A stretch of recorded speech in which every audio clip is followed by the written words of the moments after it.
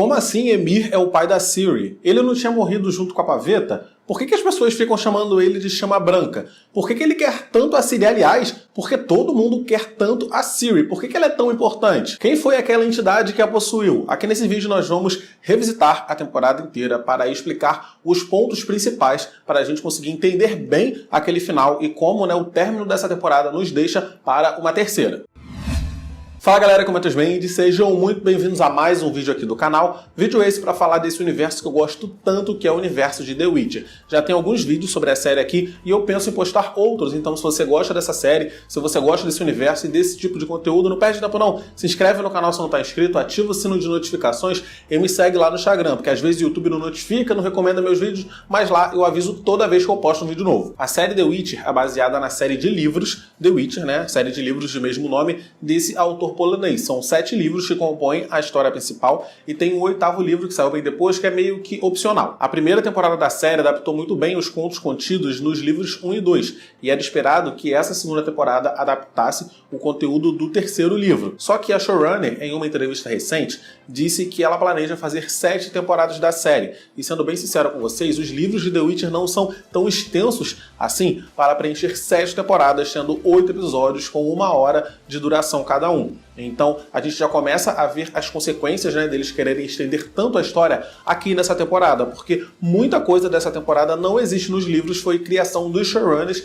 exclusivo para a série. Contudo, os personagens terminam a temporada onde eles deveriam estar mais ou menos no final do terceiro livro, por isso eu vou explicar aqui tudo para vocês com base no conhecimento que eu tenho dos livros. Muita coisa a série ainda não discutiu, só que já foi discutido amplamente nos livros, por isso vamos ter spoilers dos livros daqui para frente, então se preparem. No final da temporada, nós finalmente vimos o rosto desse tal Emhyr, a Chama Branca que eles falam desde a primeira temporada aos montes, e vimos que ele é o Duny, aquele cara ouriço que o Geralt salvou lá na corte de Calante na primeira temporada e que teve a sua maldição quebrada quando lhe foi permitido casar com Pavetta. Ele é o líder de Nilfgaard e está atrás da Ciri. Mas como que isso é possível? Vamos entender. Vocês lembram do banquete de Cintra lá na primeira temporada? Se vocês não se lembram muito bem, tem aqui no canal um super resumo da primeira temporada em ordem cronológica, todo bonitinho, todo arrumadinho. Vou deixar esse resumo linkado aqui no card. Naquela ocasião, aparece um cara chamado de Lorde Peregrino querendo casar com Pavetta. Calante tira sarro do cara falando que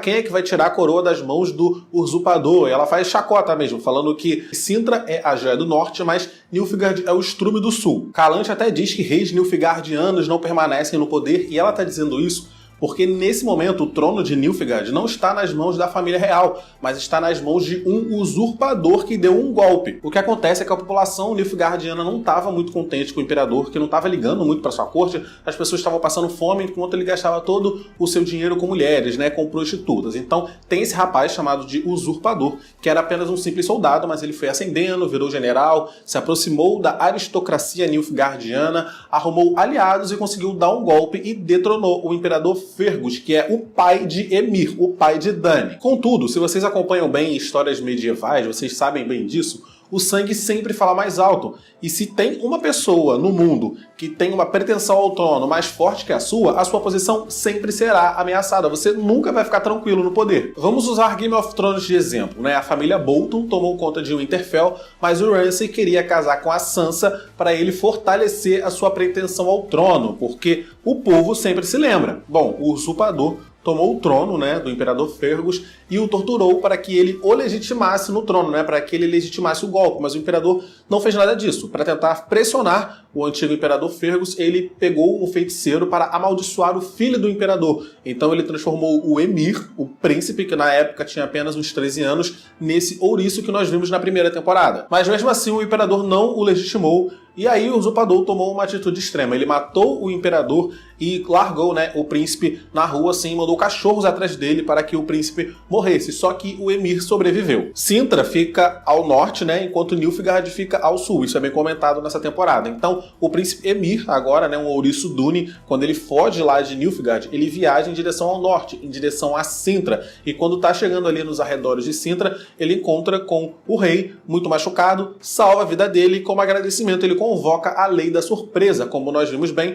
no episódio 4 4 da primeira temporada. Pavetta era a surpresa de Dune, e depois de 15 anos ele voltou à corte de Cinta para reivindicá-la, foi permitido que eles se casassem, e aí eles viveram felizes, né? A maldição foi quebrada, e eles viveram bem ali por um tempo em Cintra. Até que Dune resolveu tomar o trono das mãos do usurpador, só que ele não conseguia se articular muito bem lá em Cintra, porque Calanthas, né? Vocês lembram como é que ela era, o pessoal chamava ela de leoa, e Cintra estava sempre de olho em tudo. Então ele armou um plano para fingir a morte dele, da esposa Pavetta e da filha Ciri, né? Eles se afogariam num acidente de barco e assim assumiriam novas identidades em Nilfgaard, só que o plano deu todo errado. Pavetta acabou deixando Ciri em Cintra e acabou morrendo no plano que era para fingir a própria morte. Dany se salvou, mas oficialmente ele estava morto, ele tinha morrido naquele acidente junto com a sua esposa Pavetta. Então ele voltou a usar o nome dele original, Emhyr, foi até Nilfgaard, reuniu aliados e tomou de volta o trono. Depois disso, ele desenterrou todos os seus inimigos políticos e utilizou suas lápides como pista, né, no salão de dança na sua corte. E aí ele acabou ganhando o apelido de Chama Branca dançando no túmulo dos seus inimigos. E para não falar essa redação inteira na série, as pessoas abreviaram e chamam ele apenas de Chama Branca. Mas por que todo mundo quer a Ciri? Então, a gente vai entender isso agora.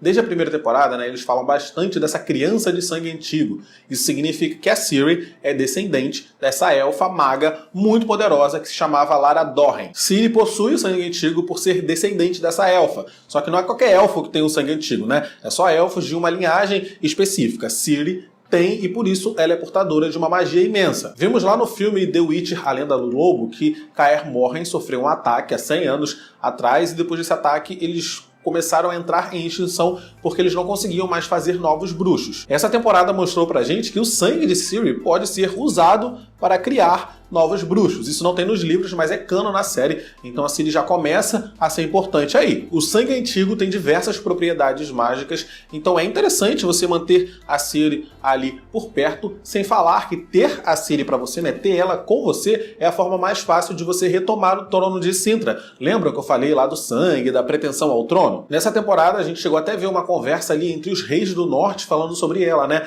Primeiro eles começaram a falar, com quem ela vai se casar? Ela vai casar com você, aí a gente toma Cintra, ela vai casar com você, você vai ter mais poder do que eu. Aí eles entraram meio que um consenso que seria melhor pra todos se ela simplesmente morresse, porque se ela acabasse casando com o rei Nilfgaardiano, os reis do norte vão ficar mais ameaçados do que eles já estão. Como se não bastasse tudo isso, há uma profecia muito antiga dizendo que o mundo vai acabar, sabe? Vai ter uma barbárie, a civilização vai ruir, enfim, tudo de ruim vai acontecer. Essa é a tal profecia de Itline, que nós já vimos ser mencionado na série várias vezes. No episódio 7 da primeira temporada, no finalzinho ali, a Ciri recita um pedaço dessa profecia, e aqui nessa temporada também tem uma cena da Ciri lendo sobre a profecia de Itline em um livro. Itline foi uma maga, uma elfa muito poderosa que viveu há muitos e muitos anos atrás, e ela teve essa predição. E segundo essa profecia, né, uma pessoa de sangue antigo é vital para o acontecimento dela. Então essa criança de sangue antigo pode ou salvar a todos ou destruir a todos. E por Ciri ter sangue antigo, meio que todo mundo acredita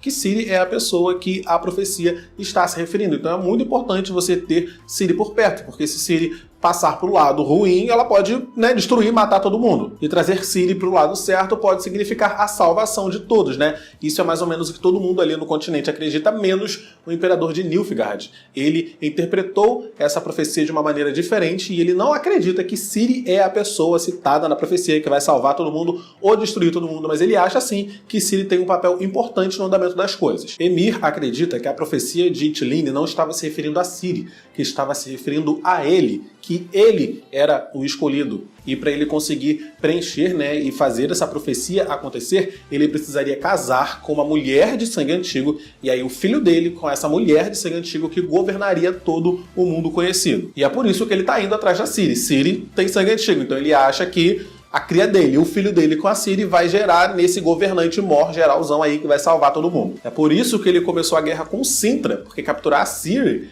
é o que move todo o Império Nilfgaardiano. Sim, é meio bizarro que ele é o pai da Ciri, ele quer ter um filho com ela, mas essa foi a forma que ele interpretou a profecia de Itline. Na cabeça dele, ele está fazendo tudo isso para salvar o mundo. E os seus seguidores acreditam nele fielmente, né? Quase que religiosamente. A gente até vê, quando as pessoas falam dele, parece que a gente está falando de uma divindade. Nessa temporada, nós tivemos também a entidade da Mãe Morte, né? A Voleth Meir, que não existe nos livros, essa é uma criação exclusiva da série. Mas no episódio 7, o Geralt meio que explica pra gente quem é essa figura demoníaca.